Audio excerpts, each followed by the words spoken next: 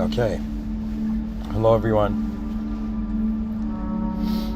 Walking through endless worlds beyond time, and greatness is March. And so, how will my voice find your ears today? To be honest, when I came to write the title of the episode, first the idea of walking through endless worlds, I thought like that's a good title.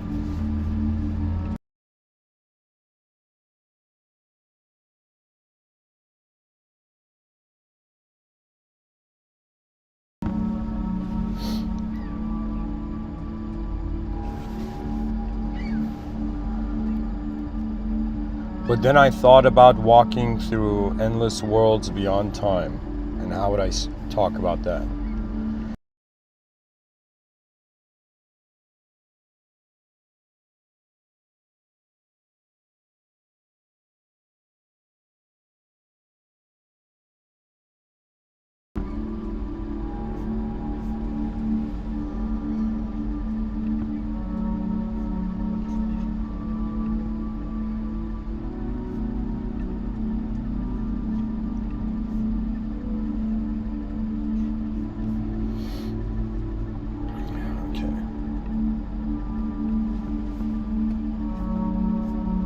I would like the viewers to, if you're not driving, to look at the screen.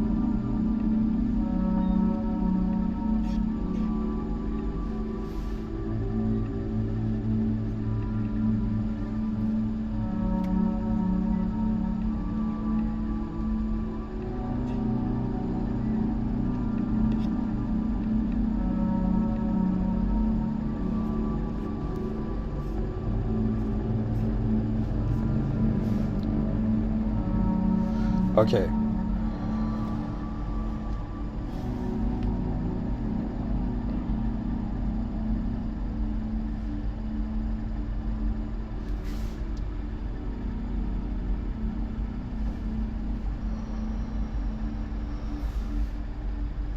Okay, so, oh my God.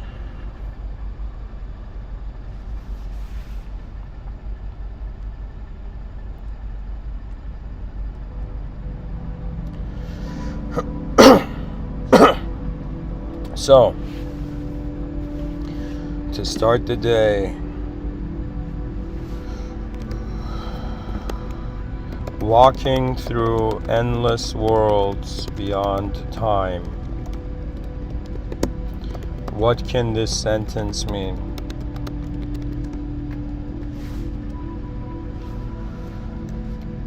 What do we mean by walking? What do we mean by through? Or here, let me say, what do we mean by walking through?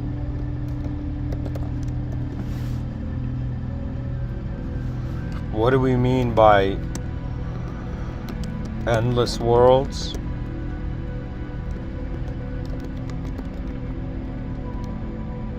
What does beyond mean? What does time mean? And then what does beyond time mean? Now, these are some points and observations I'm making right off the bat. Okay, so my relationship is, I'm going to share with viewers something I do in my own articulation.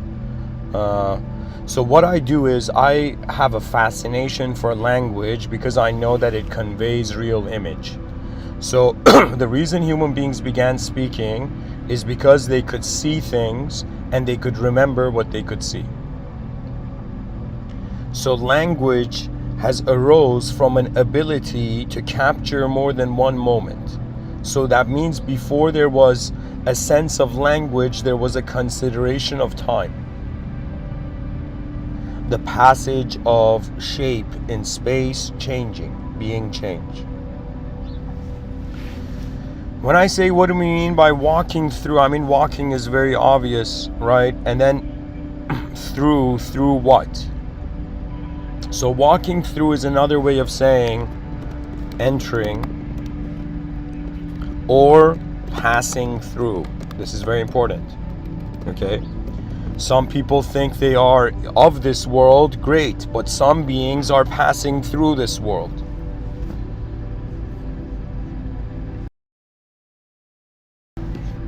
And guys, I'm gonna bring this thing in the corner here, so this astronaut's face.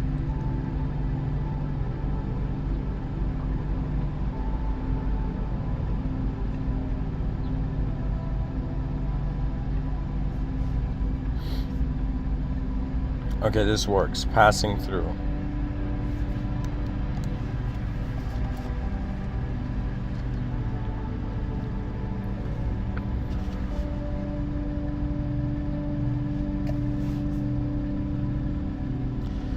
What do we mean by endless worlds? I mean, I should have kind of divided these. Okay, a world is a place for creatures. An endless world is a place for all creatures ever. Do you understand? This cosmos is housing life forms in the void. Can we acknowledge this?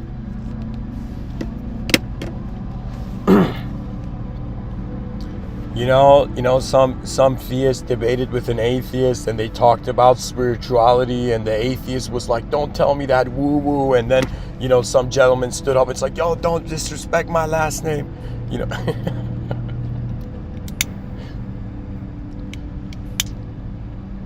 Let me tell you what's going on here, okay? There is an existential singular dimension of reality. Life is divided into, here, I'll tell you my outline of it, but this is the important thing to consider, okay? Every person has to reinvent the wheel of what this world means.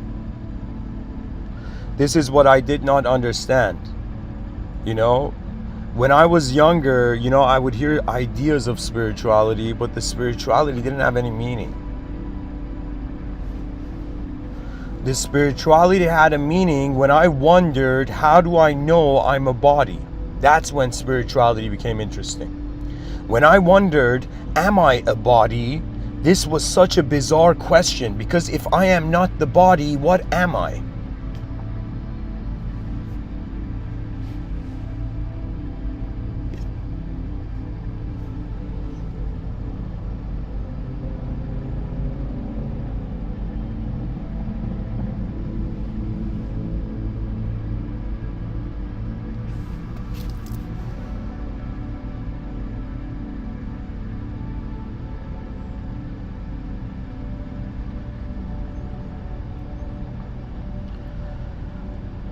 I don't know, there's this realization I've had that right now, like I'll give you an example. Right now I'm in a car, okay?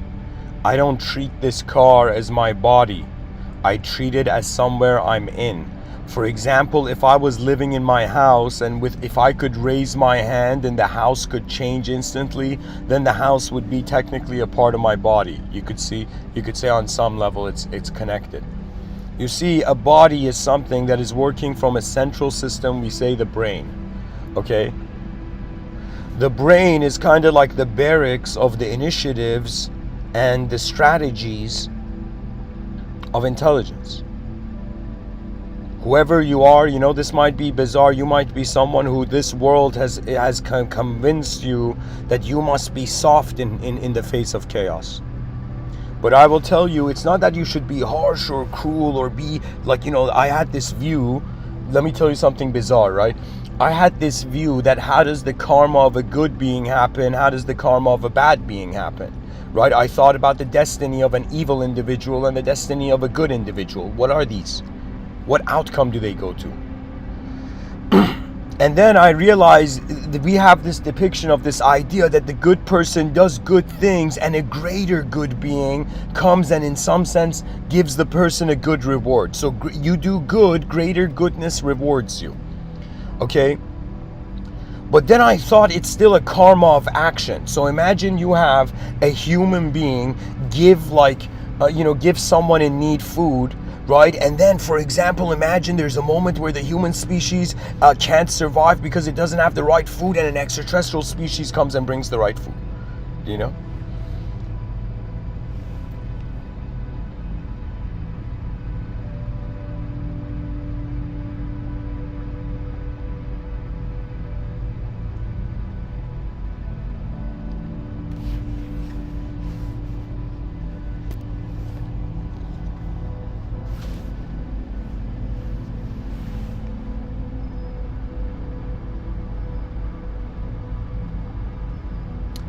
Guys, it's hilarious. The stream is like, it's gone to 11:30 seconds. It says the average duration is 11:31 and it's 0 viewers.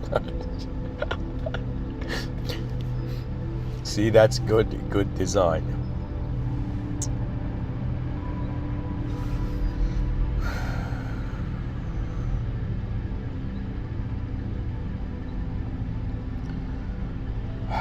My attention is drifting to a different point in the space-time continuum.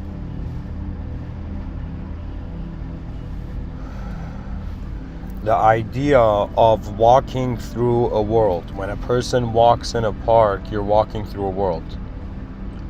But how else can you walk in this world? How else can you walk through the world?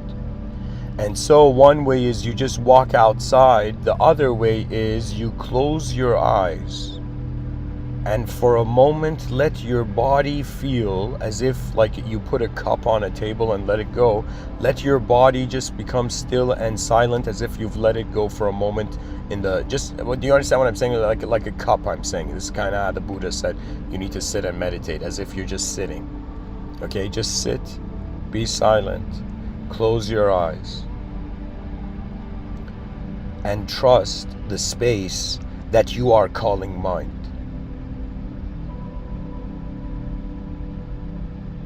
And then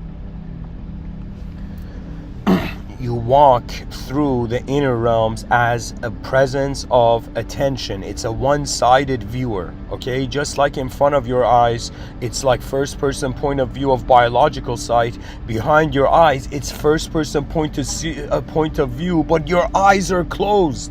We have access to a first-person point of view when our eyes are closed, and people are saying imagination is not real when everything man-made comes from there.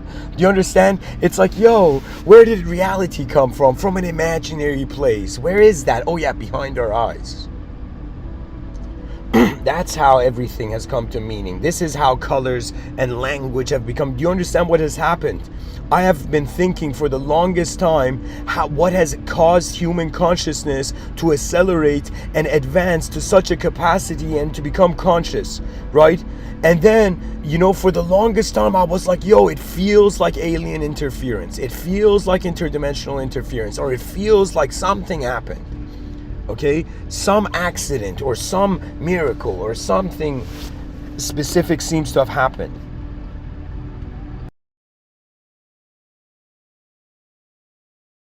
Or something specific was here that is no longer, we're its descendants, imagine. Imagine we have this view that we came, like, check this out. Look at the difference between a secular perspective, let me say it this way, a materialist perspective and an immaterialist perspective. So cultural examples of this we find, for example, let's say the atheist and the theist, or the secular individual and the theist, okay?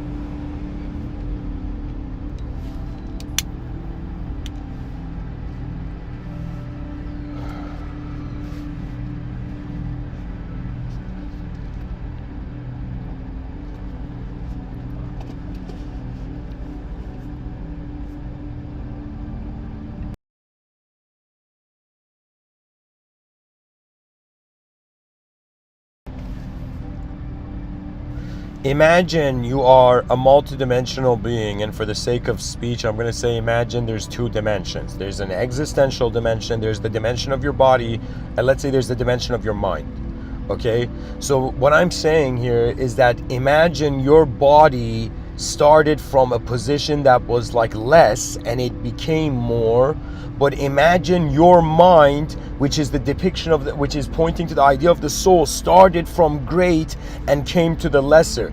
Do you understand the cultural context?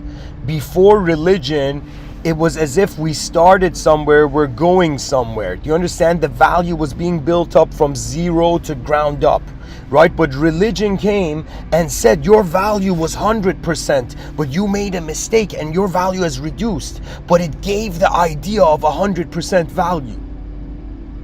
That's the genius of religion. That it managed to tackle human suffering by reminding the entity that it is not an entity. It is a soul. And a soul is another way of saying another eyes of the universe. Your cosmic sight in motion, you have forgotten. Everything is the presence of existence in the outer realms, and in the inner realms there is a watcher. The watcher within. You will notice this at some point in your life. And the younger you are, you notice this, the more you will see. Do you understand? Some people are like, yo, spirituality is too much for, young children, go let them play in the illusion, And I'll be like, sure, but trust me, this world has so many illusions and ways of deceiving you that they will eventually find the illusions. But the idea is, imagine you're wearing glasses and your glasses are so foggy that you haven't cleared them up. You haven't wiped them, so your glasses you can't see, right? And imagine you're going through life like that. And imagine if somebody in the early on was like, yo, clean your glasses. Look at what's here.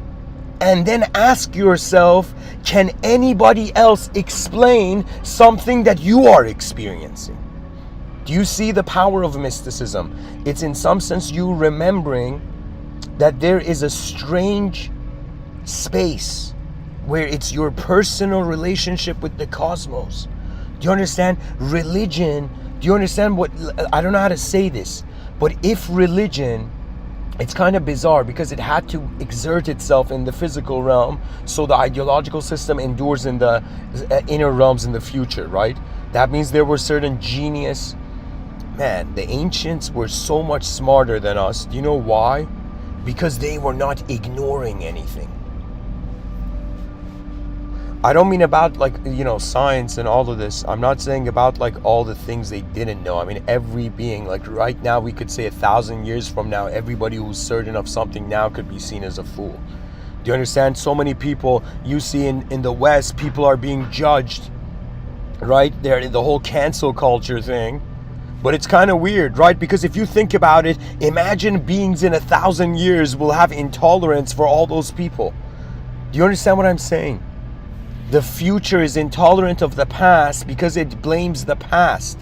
But when the present honors the present, when you treat your life as an opportunity, it gets a different glow. It's as if it doesn't matter if you're temporary. It kind of matters that now you're here. What now? Do you understand? What's the point of being somewhere and not knowing where you are? Right? Imagine somebody goes, into this building, right, into this, let's say, store, and the person's like, sir, can I help you? And the person's like, I don't know, can you? Do you know what The person's like, no, man, I don't need help. And the person's like, why did you come into the store? And they're like, I don't know, man. I just found myself in this store and I accepted this is my home. And the person's like, yo, the store is closing. The office is closing. Do you understand? That's what death means. That you are right now in your workspace as a multidimensional being. Earth is an advanced office.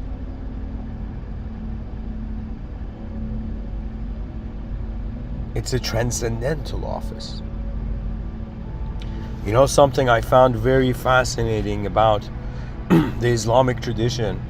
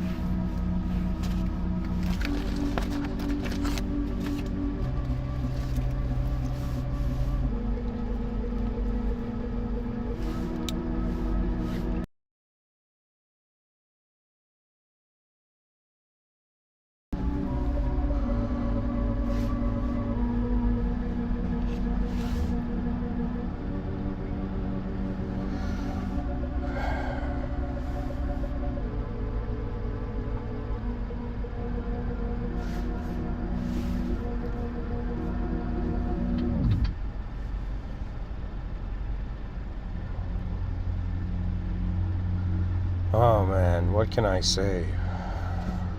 It's just a walk. I have been walking as an object in a physical world, and I have been walking as a non-physical witness in my inner realms, as attention. So in the outer realms, we walk as an object. In the inner realms, we are watching as the subjects and the ideas walk through our space of attention. Do you understand? It's kind of strange. Like in the way the mind, at least I'm one human being, 1 out of 8 billion, right? So the way my mind, at least I'm experiencing my mind, the way my inner realms works is that it's kind of like a river. So it's very automated. Just like the body heals, just like your heart beats and you don't think about it, believe it or not, thoughts are everywhere, right? Because thoughts are just how we contain and separate one image of reality from all the other images. That's what a thought is. You think you're a thought, that means you've managed to, cut the cake into a piece. Good job. Right? But if you think the piece that was cut can cut the other pieces, like that's nothing. That's impossible. A thought cannot think, because thinking would also be a thought. So it's very difficult to say, is the thought of thinking, is like an inner verb a thought, or are just inner nouns thoughts? Right? And if an inner verb is a thought, then it's not a verb. Do you understand? The idea of thought destroys the idea of the verb.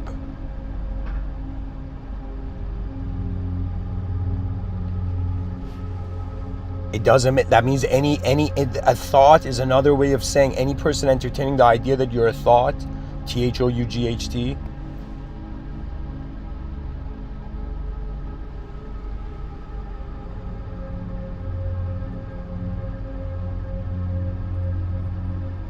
It's actually dehumanized. It's like, yo, am I treating myself as letters? Do people think I'm my name? Like, what is this? It's like when somebody says, yo, this is my name, I'll be like, yeah, it's a subject. it's like I could wear a mask too. It's like I could change my name to, I don't know, Aminardo or something.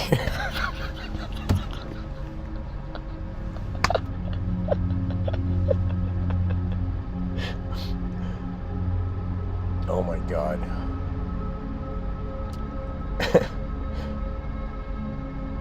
Or we have Michelangelo, Angelo. Man, everybody can infuse their own name in other names. That's how language is so flexible.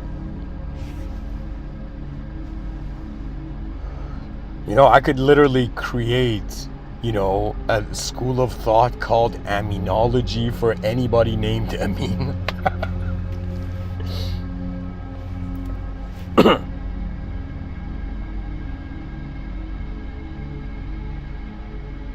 Who knows, maybe in the future there will be something called Aminism. I don't know, maybe there is something like that. Does that mean? No way.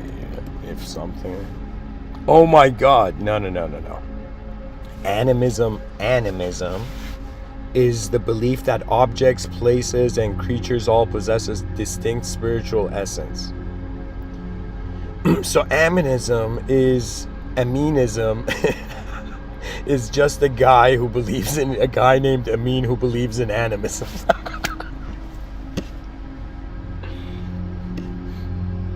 Oh man.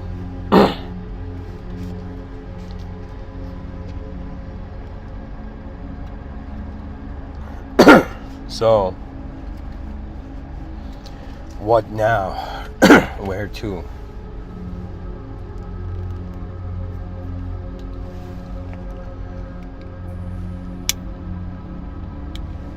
You know, I'm trying to think if this was like the last live stream for some time.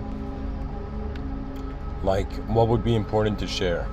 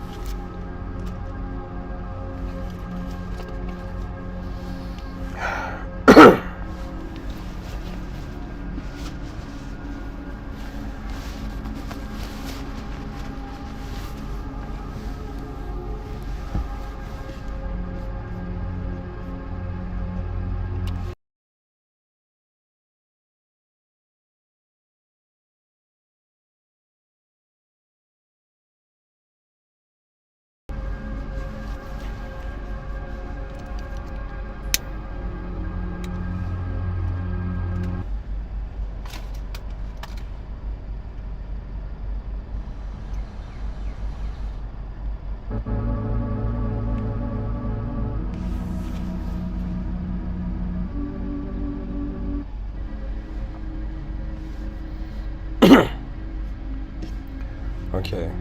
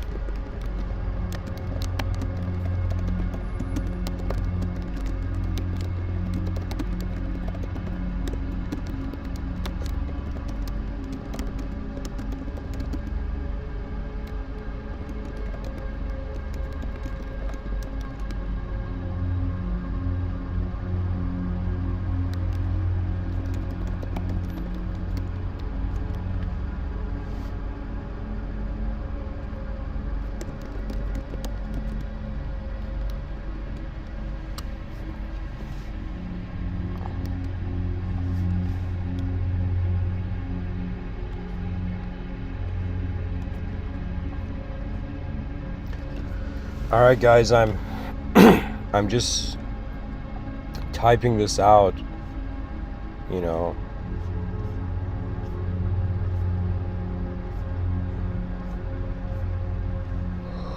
Oh my God.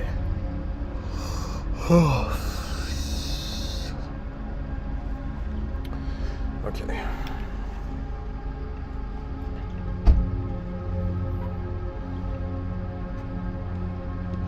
Giving these talks is like solving a puzzle I've created, you know.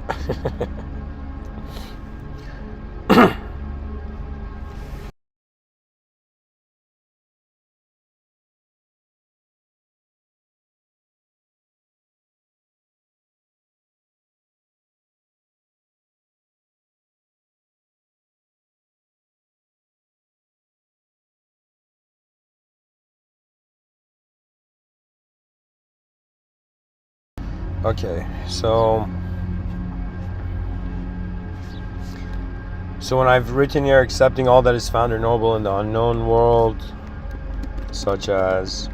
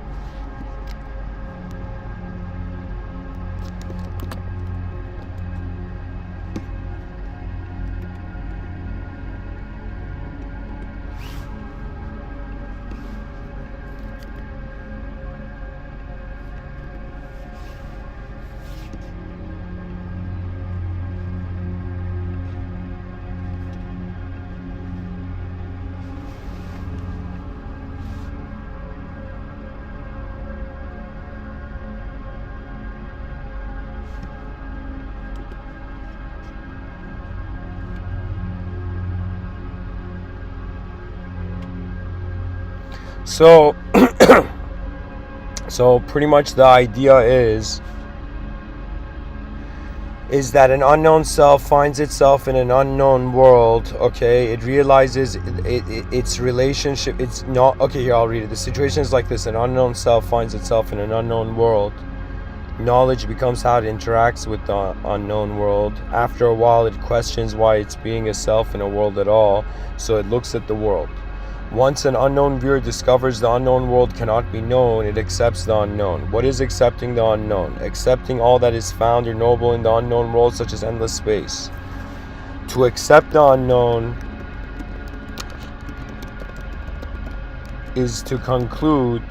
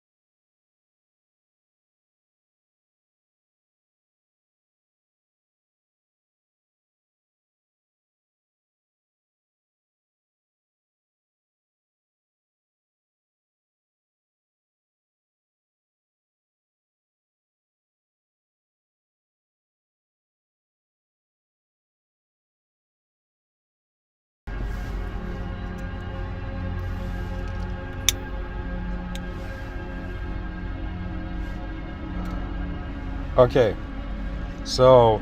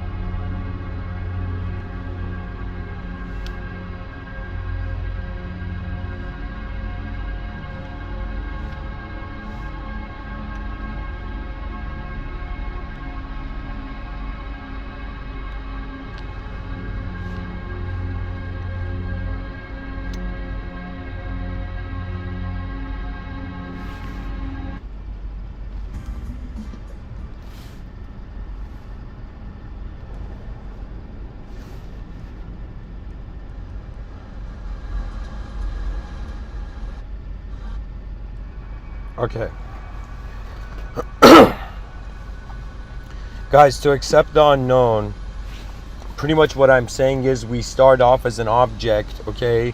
We're like this physical creature. We think we have this kind of narrative character in a story life, but we end up realizing we're this unknown being that is experiencing an infinitude.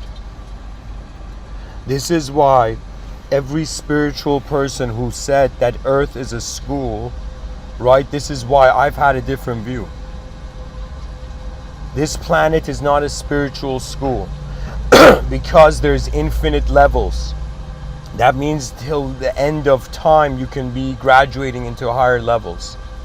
The idea is to realize or to find the clarity factor in the moment.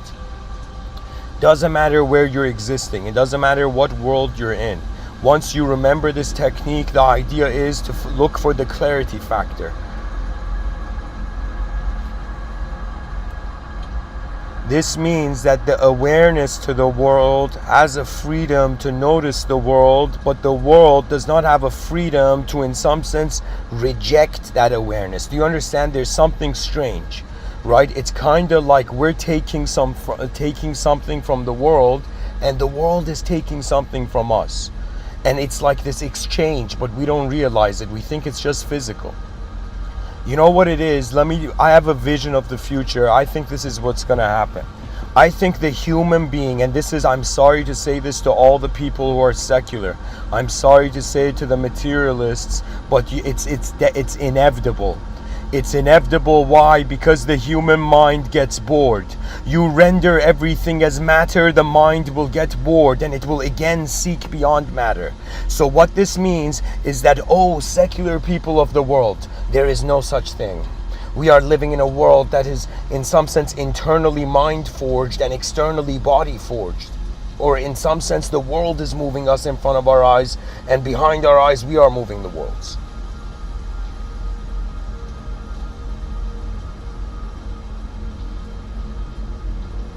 Every being arises with a nature.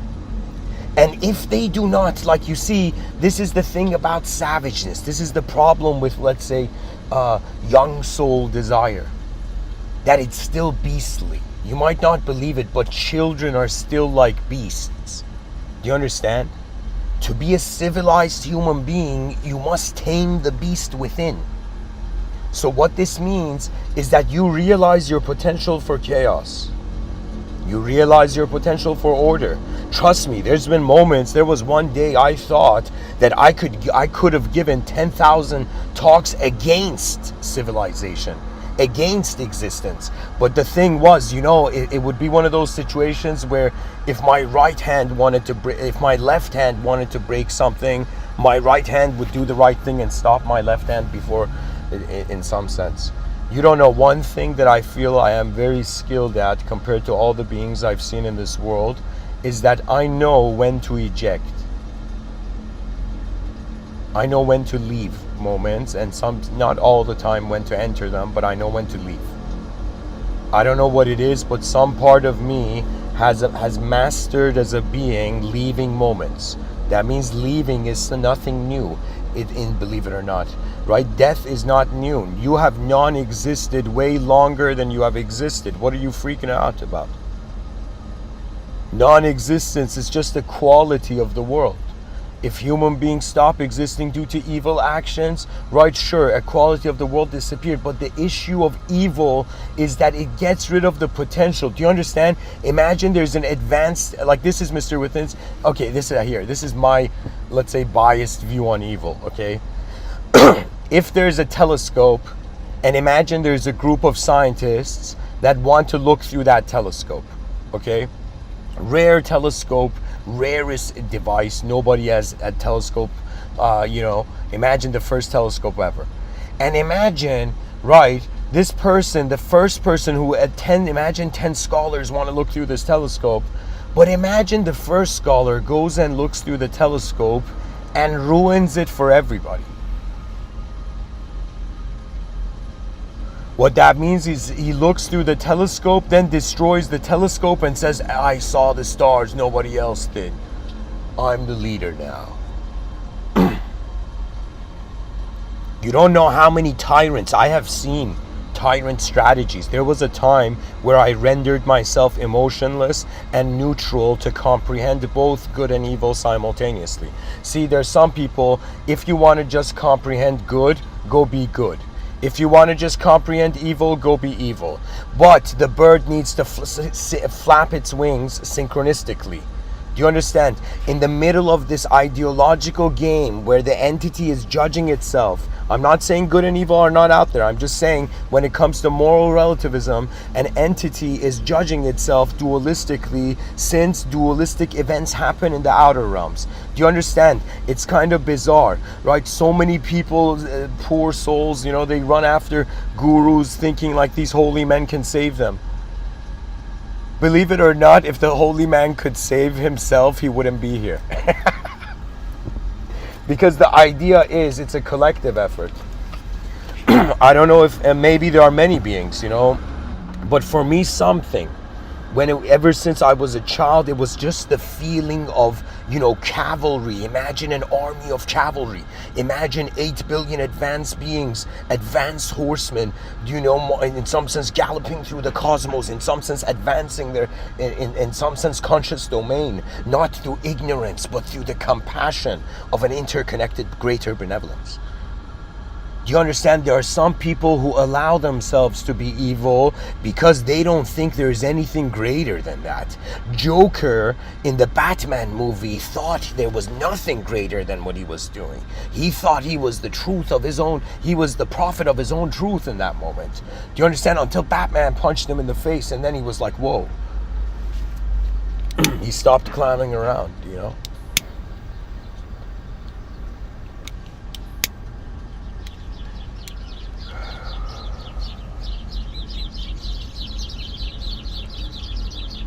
What is the benefit of a tired species that does not have passion to live in its world? What is the benefit of that? Do you understand? We have made survival an excuse of not updating the system or the context we're existing in. You know, little did I know, you know, I thought evil was the enemy. Evil arises because of ignorance. There is no good in evil. There is just a lack of attention.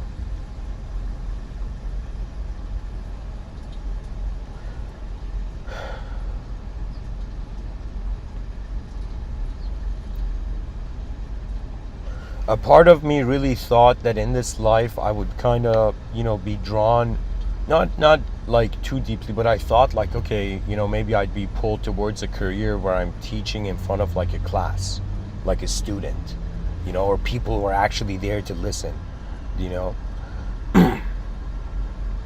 Not just people like, you know, audio shopping. Like that's the kind of viewers I've seen on YouTube.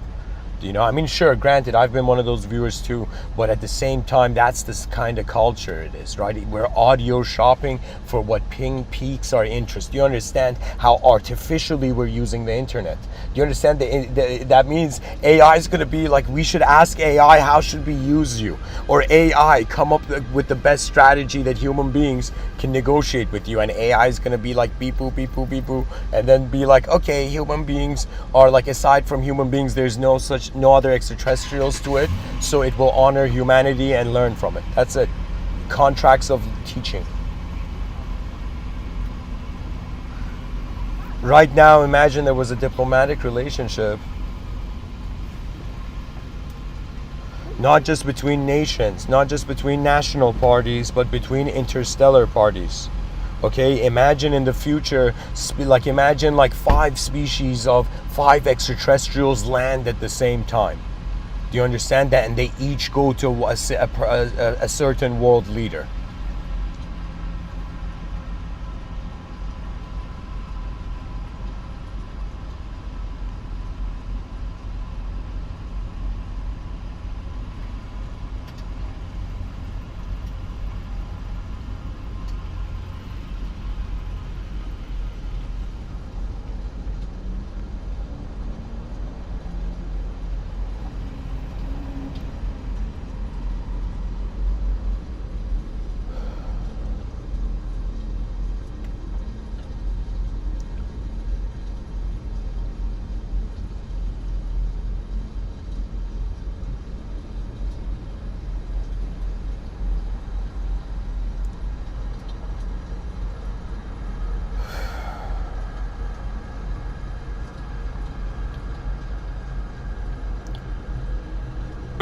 we would have to learn from that species. That species would have to learn from us. We would have to go, let's say, if aliens, five alien species land on Earth, and in some sense diplomatic relationships begin. Each nation will, in some sense, assemble a team of advanced individuals to go and, in some sense, explore the realm of what do you call it, the other extraterrestrial life. Right, so the idea is the world is way bigger than the stories we're telling ourselves. Wake up, everybody, please. Right, and wake up from the language. You understand? I'm not telling you transcend into another dimension where you're a non-dualistic, dehumanized energy. I mean, like, do you understand? The secret of the soul is that it's eternal. Once you realize it's eternal, you realize being human is the new. Being human is the new experience. Living as a human being is not a reduction of, let's say, the ability of a being, but it's an opportunity of expression.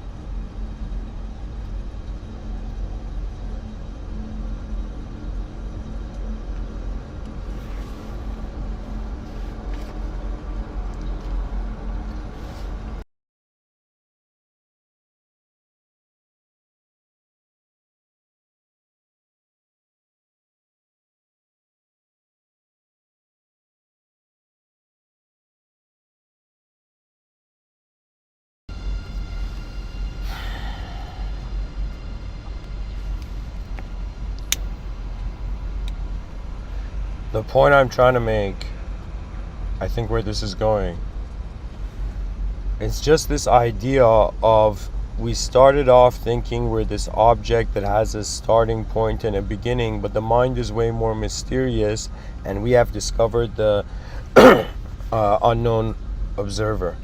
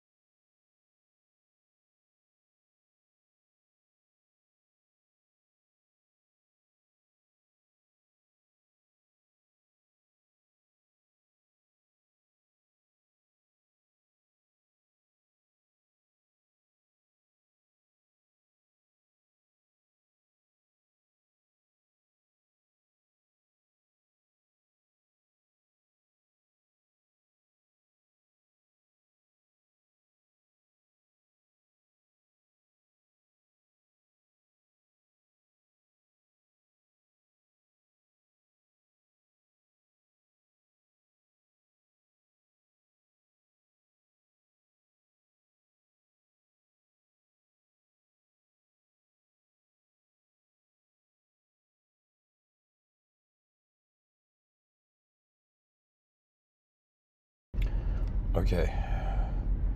Sorry guys, I gotta end this quick. There's more to this episode. There could be potentially a part 3. Just to finish off the sentence I've written here. To accept the unknown is to conclude that our knowledge can continue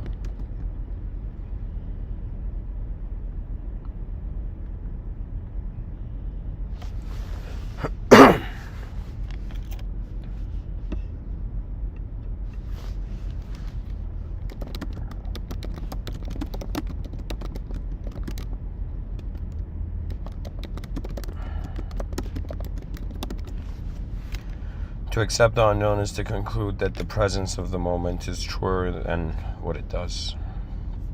Anyways, guys, thank you for listening. I'm going to end this off here. Much blessings and namaste. Rise, mankind, rise.